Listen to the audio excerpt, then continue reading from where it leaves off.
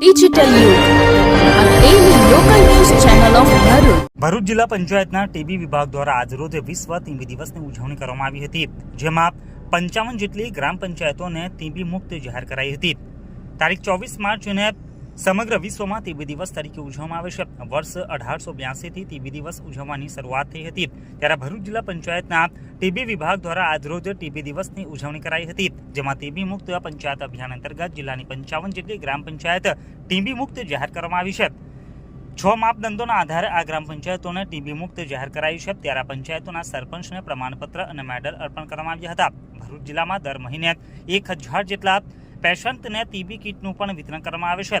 આ પેશન્ટોનું પણ સન્માન કરવામાં આવ્યું હતું. ભરૂચ જિલ્લામાં કુલ 2984 જેટલા ટીબીના દર્દી નોંધાયા હતા, જેને ક્યોર કરવામાં તંત્રએ સફળતા મેળવી છે. આવનારા સમયમાં ભરૂચ જિલ્લો ટીબી મુક્ત બને તે અંગેના પ્રયાસો કરવામાં આવશે.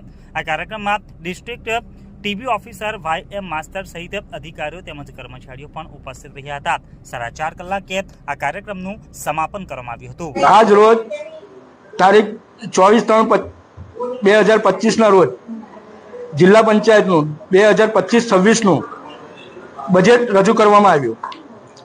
ગત વર્ષે 2024-25માં રાજ્ય પ્રવૃત્તિ અનુદાન સહિત 838 કરોડનું બજેટ મંજૂર કરવામાં આવ્યું હતું.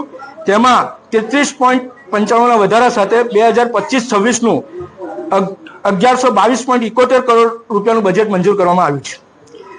વર્ષ 2024-25માં બજેટની કુલ રકમ પૈકી 22.66 કરોડની 100 ભંડોળમાં જોગવાઈ થયેલી હતી.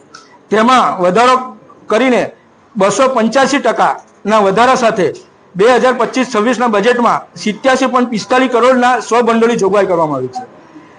આ રકમ પૈકી આરોગ્ય ખાતે 2.25 કરોડની જોગવાઈ કરવામાં આવી છે અને એના દ્વારા અંતરિયાળ ગામોથી માંડીને દરેક તાલુકામાં અમુક રિપોર્ટના બધા મશીનો વસાવવામાં આવશે.